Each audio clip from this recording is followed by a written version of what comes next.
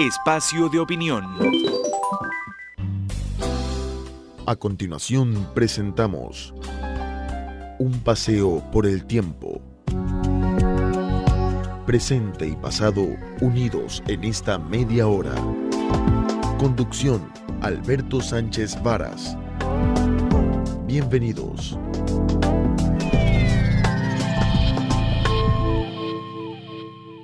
Hola amigos, ¿qué tal? Bienvenidos a Un Paseo por el Tiempo, su programa dominical en UCSG Radio.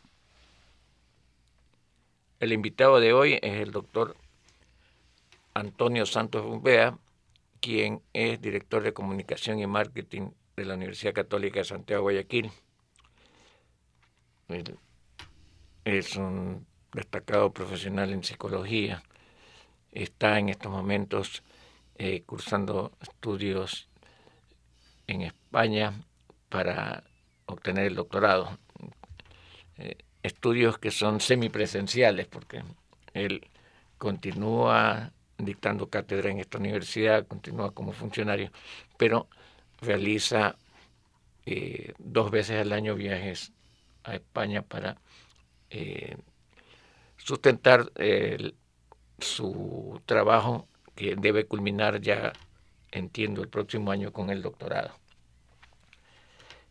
Antonio es una persona con gran capacidad, mucha objetividad y sobre todo que sabe analizar circunstancias en el país y en el exterior, y es un entendido en lo que podríamos llamar política internacional. Tal vez él por modestia no quiere decir que es un experto, pero en realidad nosotros hemos conversado algunas veces con él, sabemos que es un conocedor de la política internacional, tanto por sus viajes como por lo que él lee, escucha, y hemos creído conveniente con él analizar la situación política mundial cuando existe realmente cambios trascendentales en muchos países, incluyendo a la primera potencia del mundo, que es los Estados Unidos. Bienvenido, Antonio. Gracias, Alberto. Muy gentil tus palabras. Realmente espero pues que el doctorado yo ya voy a esta ocasión y ya lo voy a concluir en este año, en esta estancia, ¿no? En todo caso, para mí ha sido la oportunidad por la regulación de la Ley de Educación Superior, la oportunidad de revisar ciertos temas. Creo que la expertitud es fundamental. El saber no solamente pasa por el discurso universitario, sino también por la reflexión y la práctica de nuestros quehaceres, ¿no? Pero en todo caso, ya que hemos enfrentado el tema del doctorado, lo he intentado hacer pues de la mejor manera. Y bueno, estoy abierto a tus preguntas. Bien, se dice que estamos viviendo de momentos de nuevos cambios, o para algunos simplemente que en política los cambios son permanentes. Yo tal vez me inclinaría por aquello que los cambios son permanentes. Lo que ocurre es que siempre suena agradable decir que este es el cambio. Recuerdo que en 1979, cuando el Ecuador sale del largo periodo dictatorial que tuvo en la década de los 70, el eslogan que en parte contribuyó al éxito del presidente Roldós para obtener el triunfo en las elecciones fue la fuerza del cambio.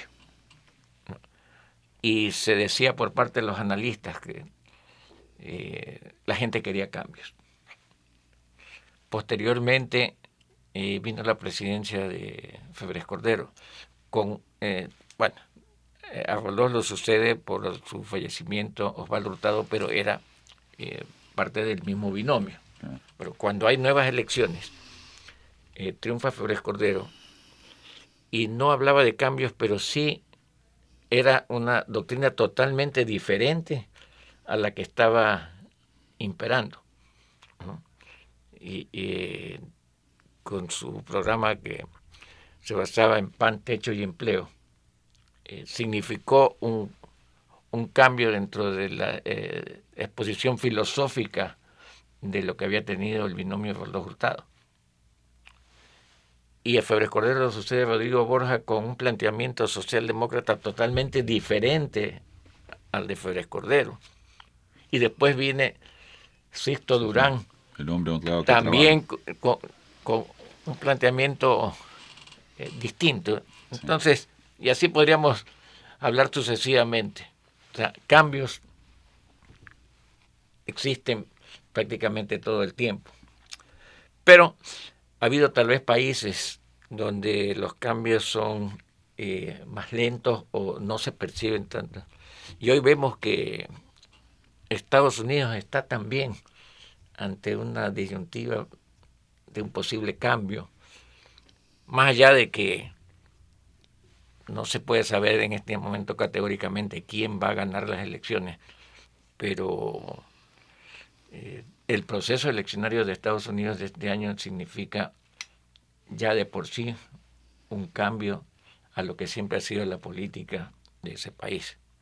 Entonces, si en una potencia, la primera potencia mundial, pasa eso, no se diga lo que ocurre en América Latina. ¿Cómo juzgas entonces tú esta situación de cambio? Yo tomaría, Alberto, el tema en la siguiente dimensión. Una, el asunto que tú planteas del cambio. El problema, creo yo, es que a veces no se tiene memoria histórica, ¿no? Y entonces se piensa que hay situaciones que son como inéditas, cuando realmente, por decirlo así, se está inventando el agua tibia, ¿no? Es decir, que por ejemplo vimos épocas de violencia. Bueno, en alguna época, pues en algunas épocas a la gente en las guerras las empalizaban, ¿no? ¿No? Ahora apretas un botón y vuelas un montón de gente, no la ves a la cara, ¿no? Entonces eso de pronto no sé si es progreso, pero en todo caso hay ciertas constantes, ¿no? Decía Hegel que la guerra es la partera de la historia, ¿no? O sea, la violencia, lo que construye cambios. Yo pienso, en el año 95, hice un estudio sobre el perfil del consumidor ecuatoriano. Y consumidor podría también llamarse elector, ¿no? Y con base en ese estudio para un cliente X, hicimos otro estudio después sobre el perfil del consumidor latinoamericano. Latinoamérica es como una abstracción, ¿no? Porque Chile no se parece a Bolivia, Bolivia no se parece a Argentina, Argentina no se parece a Perú, ¿no? Pero sabes una cosa, en ese estudio emergía, te estoy diciendo el año, para ser exacto, 1994, un elemento que homologaba a esos países, y era que ese elector, ese ciudadano, estaba cansado de los políticos tradicionales y el perfil de los políticos tradicionales. Y uno ve pues ahí la historia de Menem en Argentina, Fujimori en Perú, Uribe en Colombia. Menem, bueno, venía del Partido Justicialista, pero con una plataforma distinta, hasta con patillas, en fin, melenudo, claro, después se inyectó botox y se casó con Lavoloco, pero bueno, esos ya son elementos posteriores. Y tenemos también nuestro caso, ¿no? Tú has mencionado bien, ¿no? Este ejercicio del elector que como que se generan ciertas expectativas que se ven como de algún modo defraudadas, ¿no? Y entonces se hacen otros intentos y en parte, en principio, son por de algún modo tendencias tradicionales, pero luego vemos por ejemplo, actores como Abdalá Bucaram en Ecuador, como Lucio Gutiérrez, etcétera, etcétera, etcétera, ¿no? El mismo Fujimori en Perú viene de las universidades. Entonces yo creo que se ha dado un tiempo, digámoslo así, aproximadamente una década, donde hay una tendencia que en Latinoamérica ha tenido una hegemonía importante, ¿no? Eso yo creo que, como tú bien decías, en países como Estados Unidos no se ha visto así, porque yo te diría una cosa, Estados Unidos pasó por una guerra civil, ¿no? Y esa guerra civil hubo ganadores, ¿no? Y esos ganadores establecieron unas reglas del juego. y la fórmula bipartidista viene un poco por ahí, ¿no? Yo veo en Estados Unidos que ahora eso, claro, se ha dado, en mi opinión, como un desgaste de las élites y de las plataformas del statu quo, ¿no? Y entonces emerge un Donald Trump, ¿no? Que a regañadientes del Partido Republicano, ¿no? Se toma el Partido Republicano, porque vemos que hasta las élites del Partido Republicano dicen no vamos a votar por Trump, ¿no? Y vemos por otra parte a poco Hillary Clinton con Bill subir al estrado, pero es como es el statu quo. Yo creo que Sanders, que tenía otra posición, hubiera podido, que es también anti-statu quo, hubiera podido ser un mejor rival de Trump. Y además Trump ha tenido un aspecto adicional de habilidad y yo diría de necedad de los otros, que si uno empieza a revisar desde el tema de Panamá, del tema de México, ¿no? La carrera de Trump, que porque más o menos empieza ahí, ¿no? Cuando se le es cuestionado sus negocios y él empieza ya a tener planteamientos políticos, todo ha sido en contra de Trump. O sea, él ha logrado ser el interlocutor. Entonces, todos los discursos se refieren a él, ya sea cuestionándolo, ¿no? Que en general, ¿no? O ya sea de algún modo los que poco que no están en el statu quo, valorando la reivindicación que él hace, porque él hace la reivindicación del sueño americano. Así es. Yo diría que prácticamente le han hecho gratis la campaña. Le han hecho gratis la campaña, sí, porque lo peor que puedes hacer es construir a alguien que lo conviertes en una víctima. O sea, porque si tú ves el New York Times, si tú ves la prensa tradicional, o sea, Trump pues ya ha perdido, ¿no? Ya ha perdido. Pero no dejan de... Pero no dejan de atacarlo. Exactamente. Bien, no es que es lo que yo quiero, o sea, el análisis implica ver las cosas como son. Definitivamente yo no puedo estar a favor del planteamiento de Trump por distintas determinaciones y razones, ¿no? Porque a mí me parece tema hasta fascista en cierto sentido. Pero para mí hay una cosa que es cierta e inequívoca. Trump va a ganar. Bueno, en fin, esa ya es una predicción. Yo diría que falta todavía algún tiempo para las elecciones en los Estados Unidos y los sucesos últimos son tan controversiales que yo diría que todavía no se puede perfilar un resultado. La controversia la crean los medios. Así es. En fin, amigos, vamos a una pausa y seguimos en Un Paseo por el Tiempo. Estamos presentando Un Paseo por el Tiempo.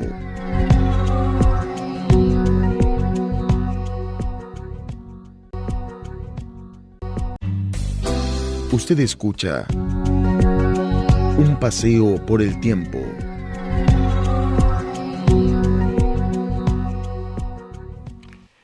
Continuamos con Un Paseo por el Tiempo. En el entrevistado de hoy, el doctor Antonio Santos Rumbea, y estamos tratando un poco sobre el fenómeno que está ocurriendo en la política internacional mundial. Por sobre la situación de Donald Trump, en América Latina también hay un panorama que es distinto al de hace 10 años. Y diría, fue inédito casi que América Latina tuviera una cierta estabilidad durante varios años. Estabilidad en el sentido de que no habían cambios de gobierno. No creo que haya existido en América Latina una estabilidad como para que se produzcan cambios fundamentales en la estructura social. La estructura social de América Latina, en el fondo, ha variado muy poco. Yo diría que hay una excepción, tal vez, con ciertas reservas y todo, que es Chile. Chile como que parece que está aislado del resto de América. Después de haber pasado por la traumática época dictatorial de Pinochet, Chile como que construyó un modelo político diferente, donde pueden alternarse distintas tendencias dentro de lo que se llama centroizquierda, que mayoritariamente han estado en el poder. Ha habido la excepción del periodo de Sebastián Piñera, pero lo que pasa en Chile siempre es distinto a lo que está pasando en el resto de países sudamericanos. Y como que a veces no existe en cuanto a que no se los menciona en todas las polémicas que se arman, pero mientras tanto va avanzando y nadie puede negar que hoy Chile es un país con una potencialidad y con un peso mayor que el que tenía hace 30 años. Mira, yo pienso que aquí hay dos países en esta parte, ¿no?, que tienen mucha potencialidad. Uno es Chile y otro es Colombia, una vez que resuelva su tema. Brasil tiene muchos problemas, hay corrupción, así que más o menos como en México, ¿no? Alibaba y los 40 ladrones. Pues, yo tengo la experiencia porque durante algunos años hice consultoría en Chile con socios chilenos, donde había operación en la línea de planeación estratégica y de investigaciones de mercado. Y te digo una cosa de mi contacto con el mundo empresarial chileno, ¿no? Que bueno, para empezar, tú tenías una reunión a las 10 y era a las 10, pues, ¿no? No era a las 10:05, a las 10:15 o 10:20, ¿no? Su formalidad. Es que, ve una cosa, yo por decirlo así coloquialmente, la mayor parte de la gente que conocía, al menos en el ámbito empresarial, tenían muchas ideas, digámoslo así, bastante liberales, ¿no? Es decir, no diré socialistas, pero a algunos casos hasta se parecían un poco. Y algunos de ellos, al menos los que yo me encontré en este ámbito empresarial, o sea, no era gente no era gente de cargos que no eran gerenciales, ¿no? Eran personas que tenían un cuestionamiento ciertamente al gobierno de Pinochet, ¿sí? Pero no tenían el cuestionamiento al modelo económico, ¿sí? Entonces yo siempre les decía, Pinochet esto y aquello, y el modelo económico también. No, el modelo económico sí está bien, ¿no? ¿No? Entonces ese acuerdo, ¿no?, es un tema importante que separaban, ¿no? O sea, hizo mal Pinochet, pero el modelo económico está bien, ¿no? Porque definitivamente es ese el modelo económico que les ha permitido. Ellos tenían graves problemas, entre otros el tema solamente del monocultivo de la monoexplotación del cobre, en fin, ¿no? Hay un tanto ver otras posibilidades, diversificar, ellos hacen software, en fin, tienen una industria más diversificada, ¿no? Y Colombia, que yo veo pues que el tema es que ellos tienen una gran potencialidad, su gente, yo conozco también un poco el empresariado colombiano, con mucha iniciativa, ¿no? Tú encuentras alcaldes en Popayán, que son generalmente gente joven, pero que tienen una buena formación, un buen perfil, piensan en una cuestión de agregar valor a sus comunidades, ¿no? Cosas que a veces en otros lados no lo ves, ¿no? Entonces, ese tema por un lado me parece que es relevante, y bueno, tú ves otros países en los que no se ha dado eso, y ha habido como una tendencia, digámoslo así, más popular, ¿no? Más popular. Y ¿sabes lo que a mí me parece realmente grave? Es que en muchos de esos países no se han fortalecido las instituciones. O sea, esas instituciones que eran débiles, caducas, corruptas, etcétera, etcétera, etcétera. Lo que pasa es que hay unos lugares que ya esas instituciones ya no existen prácticamente, pues están infiltradas, de algún modo se ha fortalecido lo que diríamos liderazgos, por llamarlo de algún modo, ¿sí? Que se parece mucho a caudillismo, ¿no? Entonces, yo creo que en el caso de, por ejemplo, Venezuela, es algo así. O sea, tenemos a un Chávez que dejó a un sucesor, ¿no? O sea, que eso lo encuentras mucho yo siempre he dicho que el socialismo real es de realeza, ¿no? O sea, era una realeza, ¿no? En ese socialismo real, y lo que veo que en Venezuela, el ingrediente que me parece que es muy preocupante es que los conflictos son de tal orden y existe en ese sentido una confrontación que podría derivarse en una guerra civil. ¿no? Bueno, Porque ahora, Maduro ha dicho, o sea, aquí vamos a yo no darle salgo. con todo lo que tenemos, ¿no? Así es. Bueno, pero tal vez te has dado un punto importante. En Chile, después de esa experiencia traumática de Pinochet, porque hay que ver que Chile pasó por una situación tremenda. Cuando se habla, por ejemplo, del gobierno de la concertación, se llama, ¿no? En que hay una alianza entre partidos que en algún tiempo fueron adversarios, como la democracia popular, la democracia cristiana, ¿no? Con el Partido Socialista y aún el Partido Comunista, y otros partidos como el Radical, que era el antiguo liberalismo chileno.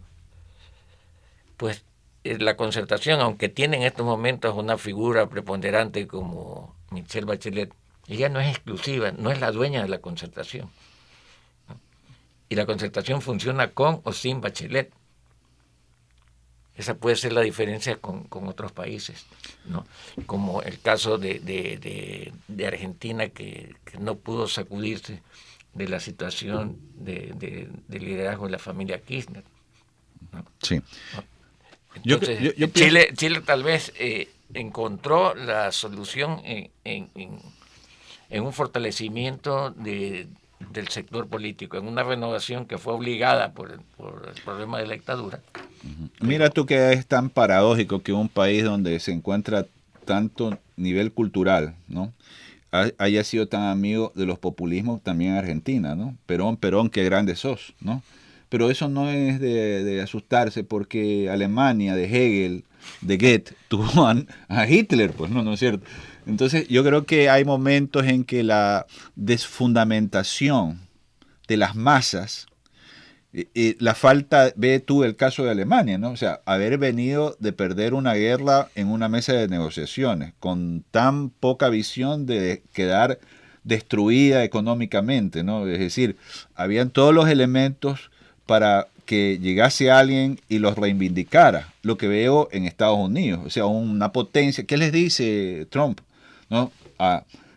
Tiene que volver a ser lo que era antes. Apple, si quieres vender aquí, tienes que fabricar aquí, ¿no? Entonces, esos son elementos de reivindicación. En América Latina, lo que tú dices, de pronto en Chile no ha habido esa cultura del populismo como la ha habido en otros países, ¿no? Que, en fin, todos nosotros, Velasco Ibarra, en fin, ¿no?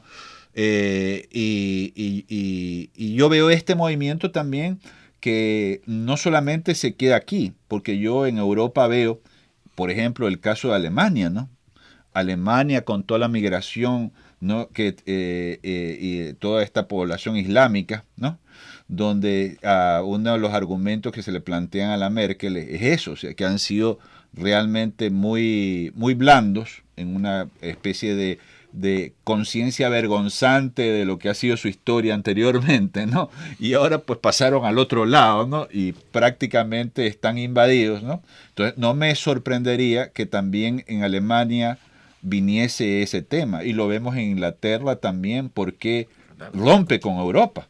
O sea, rompe con Europa porque lo que está pasando en Europa. O sea, igual ellos son isleños, ¿no? Sí. Nunca estuvieron del todo con Europa. Tenían su moneda, tenían, en fin, sus requisitos de migración, ¿no? Pero en todo caso ya definitivamente hay que entenderlo como un signo. Entonces yo lo veo como un movimiento realmente global.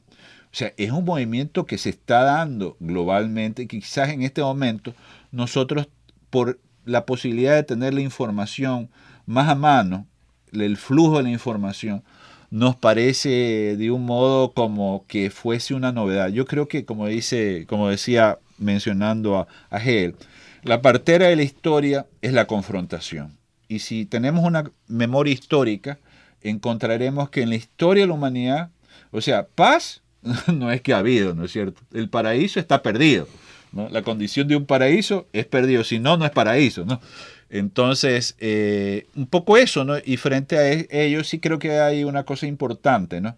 Que es la responsabilidad del sujeto, ¿no? Es decir, ¿cuál es mi posición? ¿Sí? ¿Cuál es mi posición y cuál es mi elección frente a ello, ¿no? Hay la posibilidad de callar, hay la posibilidad de decir algo, no por transformar el mundo, no porque nuestra contribución sea una contribución que transforme el mundo, sino que también es un elemento. Alguna vez yo, trotando una playa, encontré a un joven que lanzaba estrellas de mar, porque se habían varado en la arena, ¿no? Y yo le dije con cierta ironía, oye, ¿qué estás haciendo?